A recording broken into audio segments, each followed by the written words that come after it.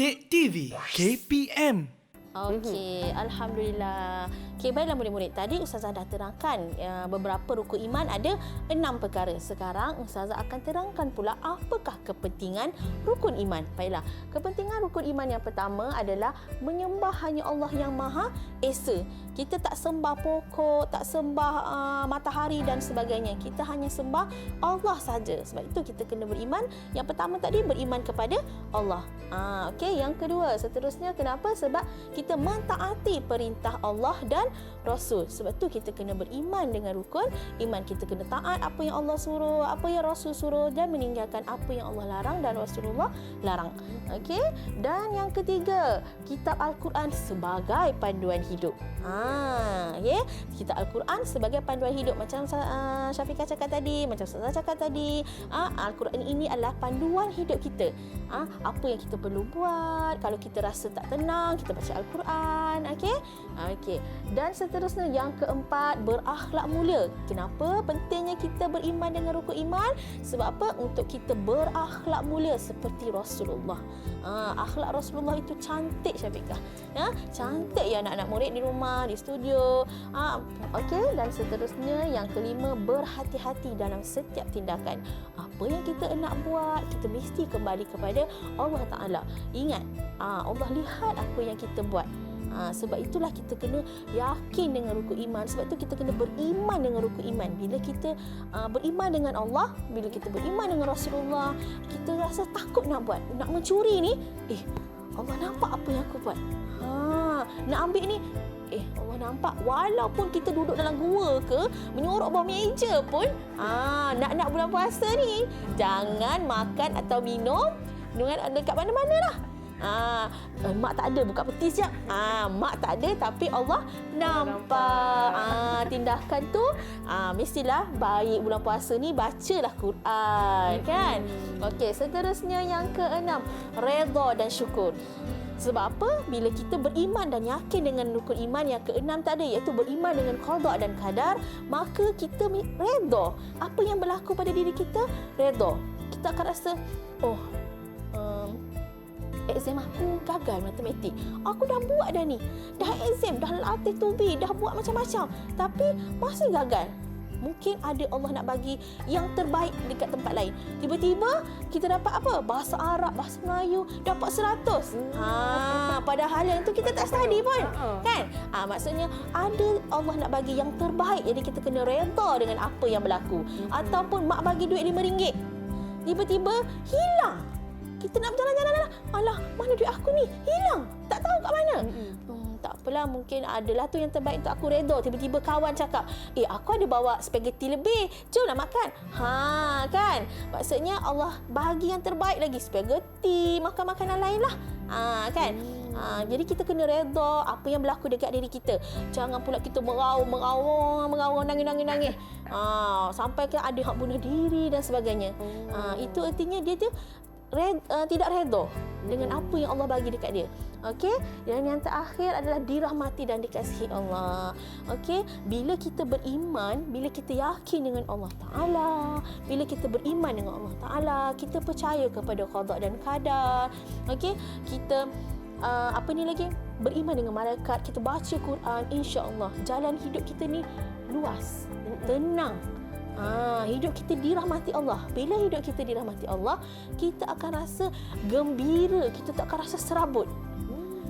Cuba tengok orang-orang ada setengah tu yang hidup susah dan sebagainya, tapi dia tak ada pun pergaduhan, persengketaan, kan? Padahal kita tengok dia ni macam hidup dia simple je. Sebab apa? Sebab dia beriman dengan Allah Ta'ala. Dia tidak tinggal solat, dia tidak tinggal membaca Al-Quran. Setiap hari dia baca Al-Quran. Sebab itulah hidup dia dirahmati Allah. Kadang-kadang kita boleh tengok kan Syafiqah, orang yang kaya raya tapi penuh dengan apa? Hutang piutang, kan? Betul tak? Dikejar along dan sebagainya. Kerana apa? Kerana dia meninggalkan Allah Ta'ala. Dia tak ingat pun Allah Ta'ala. Sebab apa? Allah Ta'ala yang bagi kemewahan pada dia. Tapi dia tidak solat. Dia tidak apa? Dia tidak puasa dan sebagainya.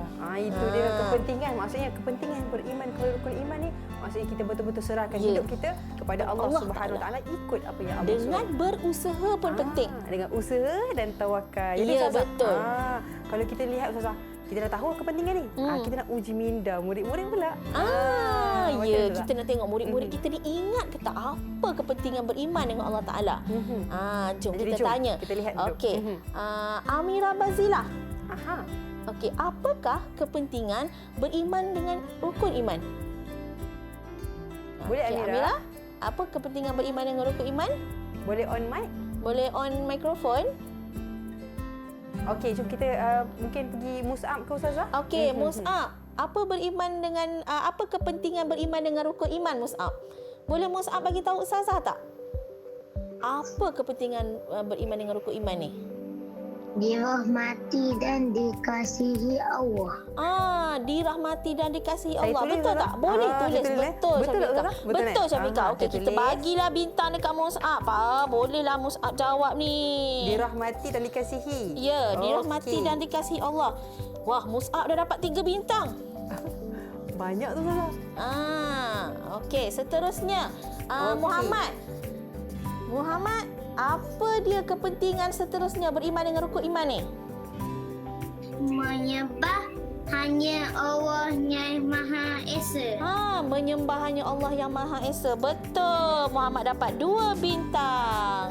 Wah, Baik. hebatlah adik-adik ni, ingatlah. Seterusnya yang ketiga, kita Amira ambil boleh, Ustazah? Husna. Okey, Husna. Okey, silakan. Husna. Apa dia kepentingan dengan rukun iman yang Husna ingat?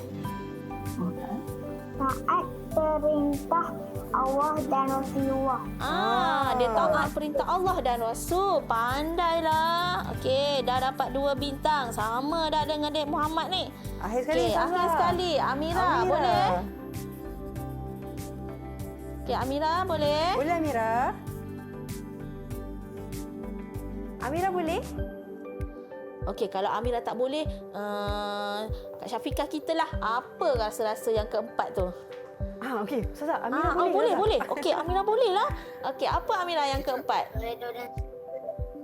Redha dan syukur. Pandai, bagus. Okey, Amira pun ada 2 bintang.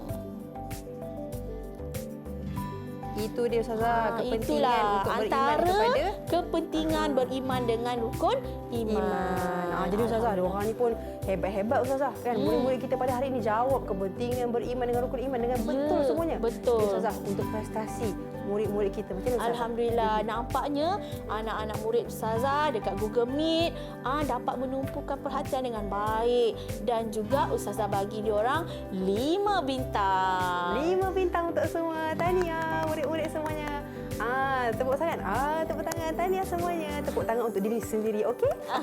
Jadi Ustazah, Ya. untuk kalau kita murid-murid ni nak buat latihan mengenai pendidikan Islam, iman dan sebagainya, kat mana Ustazah? Okey, murid-murid boleh buka laman Sesawan dan boleh ambil dekat Sumberku.